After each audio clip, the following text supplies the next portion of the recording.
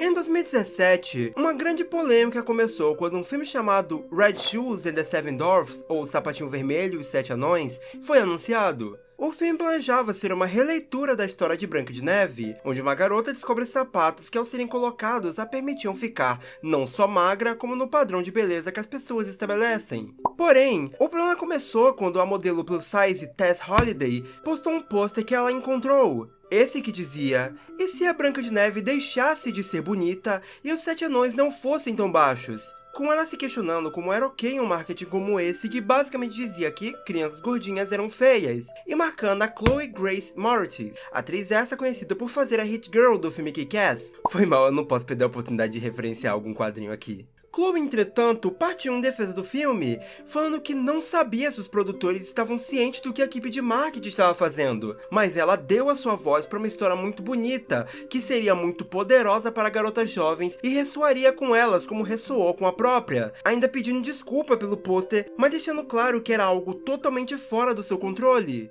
Acontece que o problema não tinha parado por aí. Além de parecer gordofóbico, o primeiro teaser foi acusado de ser sexualizado, porque ele contava com, sem brincadeira, os anões indo até a casa da Branca de Neve, se escondendo debaixo de uma mesa e espiando ela tirar a sua roupa, com uma grande atenção no quanto eles estavam adorando isso, até ela tirar os seus sapatos, voltando a ser gorda, e os fazendo ter uma reação de nojo. O que é uma grande decisão de marketing para um filme infantil. Mas o mais curioso de toda essa situação não é o quanto o marketing desse filme parecia um repelente de pessoas normais, mas sim o fato de que o filme em questão passa a mensagem completamente contrária. Sapatinho Vermelho e os Sete Anões, assim como dito anteriormente, conta sobre a Branca de Neve, que ao tentar descobrir mais sobre o seu pai, o rei, que desapareceu repentinamente, acaba encontrando essas maçãs que se tornam salto-altos, pertencentes à sua madrasta má, a Regina. E ao colocar esses sapatos, ela se torna magra. E após fugir de Regina os levando, ela acaba indo parar na casa dos Sete Destemidos, que anteriormente acabaram sendo amaldiçoados por atacarem a Princesa das Fadas, que por causa da aparência eles julgaram ser uma bruxa, se tornando essas criaturas toda vez que alguém olha pra eles. Agora, sem muitas escolhas de como achar o seu pai, ela se junta aos anões que procuram conquistá-la, já que um beijo da princesa mais bonita os transformaria novamente em humanos. Mas querendo os sapatinhos de volta, Regina vai atrás do príncipe tanto faz, oferecendo Branca de Neve para que ele se case, com a condição de que, ao consegui-la, ele dê os sapatos de volta a ela.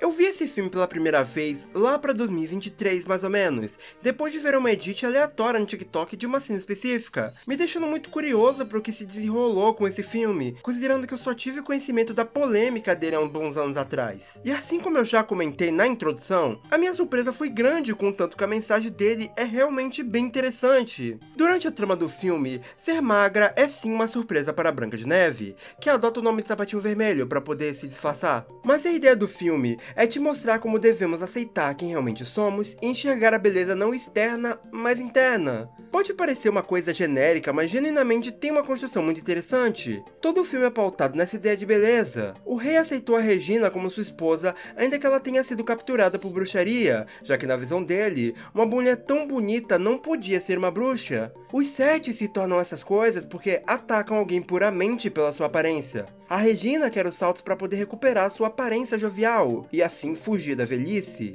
Enquanto está sob efeito do feitiço, as pessoas tratam a Sapatinho muito melhor e fazem de tudo para ajudá-la, dando um choque de realidade a como ela é tratada quando gorda, com desprezo, de forma que nem parece uma pessoa. Enfim, eu acho que a forma que escrevem toda a condição da Sapatinho é muito interessante, porque sim, ser bonita aos olhos das pessoas é bom, mas não necessariamente ela quer isso para sempre. Ela gosta de como é. Usar os sapatos e esconder quem realmente é na maior parte do filme é muito mais porque ela quer se aproveitar das vantagens desse feitiço para conseguir a ajuda dos Setes, e assim conseguir achar o seu pai mais facilmente. E não porque ela odeia a si mesma, o que é uma decisão muito inteligente por parte dela. Sim, o filme vai para esse lado em certo momento, o da vergonha, medo de mostrar quem é, porque ela se apaixona pelo Merlin e sente medo de que ele a desprezasse quando soubesse como ela realmente é. Mas ainda assim, ela não queria mentir pra ele. Assim que o sentimento realmente surge, ela tenta contar a verdade, mas o sapatinho não sai.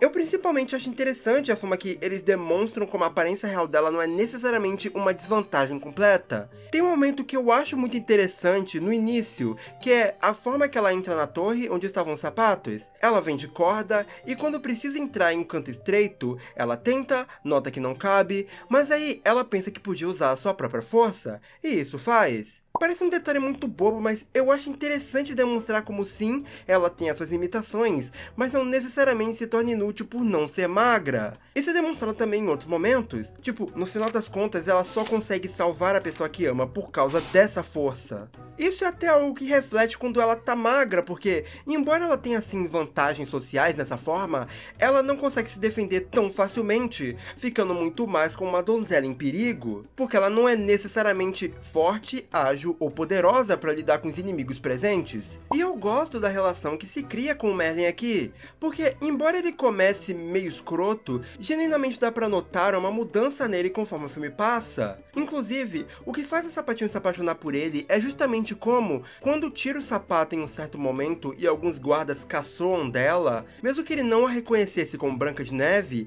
ele volta pra ajudá-la, ainda que ela não fosse uma pessoa bonita. Foi o primeiro momento que alguém a viu como uma pessoa de fato, ao mesmo tempo que toda a obsessão do Merlin em voltar à sua aparência normal o faz nem perceber o quanto ela estava mudando ele. Em certo momento, ele realmente começa a ver a Sapatinho além do que ela é. Tanto que tem uma fala muito legal dele que é: você é um presente que vai me tornar uma pessoa incrível, tão incrível quanto você. O filme toca nessa parte de como ele sempre fala sobre aparência, porque como alguém bonito, ele teve tudo fácil, não reconhecendo que isso é mais superficial do que ele mesmo pensa. Até que, quando descobre como ela realmente é, ele fica confuso, claro, mas ele tem uma conversa metafórica consigo mesmo, onde pela primeira vez ele percebe que não foi pelo seu eu passado que ela se apaixonou, o bonitão, forte.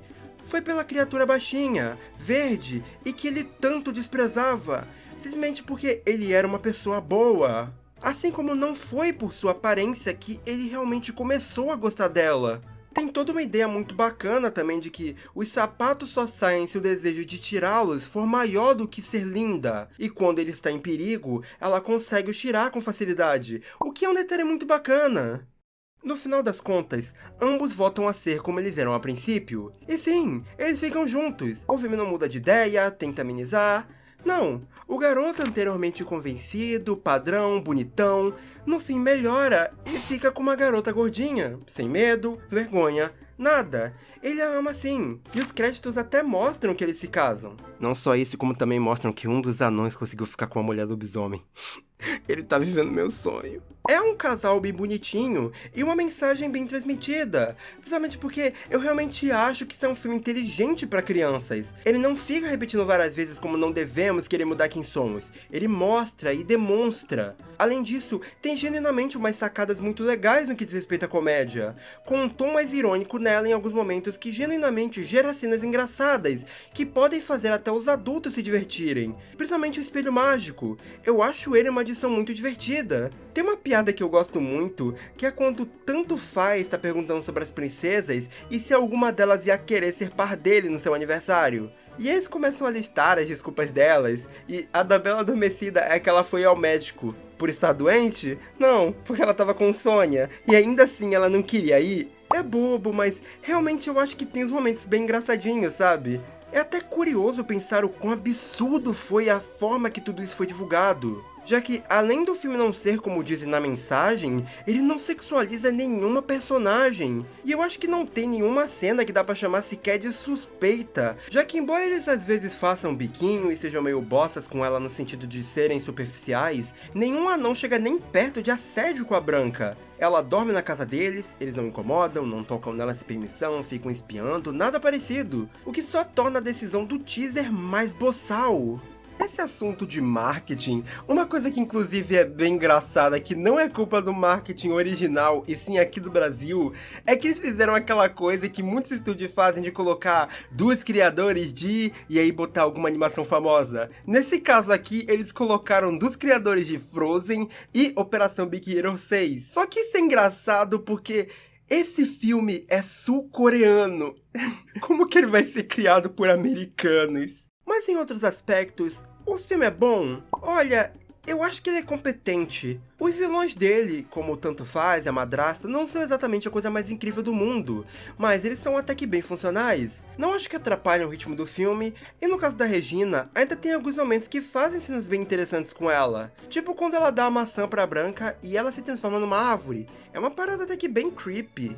Os 6 anos restantes têm bastante personalidade e são bem divertidinhos a maior parte do tempo, tem um coelho de madeira bonitinho, e as sequências de ação são, na verdade, bem legais. O que até um ponto a se destacar que a animação do filme é bem bacana, ela é bem fluida, expressiva, nada fica muito tempo parado, tem uma iluminação boa, as roupas têm uma textura legal, e realmente eles entregam boas cenas de luta, principalmente pro Merlin quando ele tá na forma humana. Embora eu ache meio engraçado como ele é um mago e parece que a única coisa que ele sabe fazer é soltar raio. O maior problema dela é mesmo que, visualmente no sentido de cenários, modelos e designs, nada grita personalidade ou originalidade. Ele é muito filme 3D genérico número 1000, embora compense com boa animação. Me incomoda como nada nos designs chama atenção. Eles não são feios, tá? Mas são algo que, se eu te mostrar foto e dizer que veio de qualquer outro filme, você vai acreditar, porque eles não são próprios de forma alguma. E sinceramente tem uma quantidade considerável de músicas que, sinceramente, eu preferia que não estivessem lá. Elas também não são necessariamente ruins, mas não fazem falta. Na real, tirando em um certo momento no final que eu não quero dar spoiler, eu acho que toda a trilha sonora desse filme é bem básica. Não é necessariamente um problema, mas ele vai na mesma vibe dos vilões e dos anões. É uma coisa passável. E eu acho que a única coisa que eu queria um pouco pra esse enredo é que esse pai dela sofresse alguma consequência maior, porque todo o filme é culpa dele. Toda essa situação só se desenrolou porque alguém foi acusado de bruxaria e ele livrou ela dessa acusação, não por causa de alguma prova ou coisa parecida, e sim porque ele achou muito bonita e queria se casar com ela.